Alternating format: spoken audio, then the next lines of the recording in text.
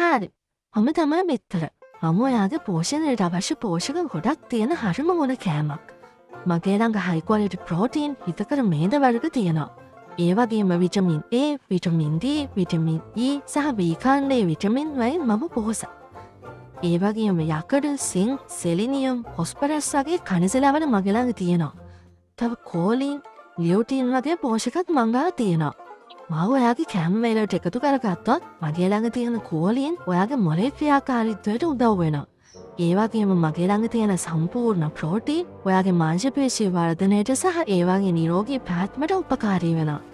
මගේ ළඟ තියෙන ලියුටින් වගේ පෝෂක ඔයාගේ ඇස්වල නිරෝගී භාවයට උපකාරී වෙනවා.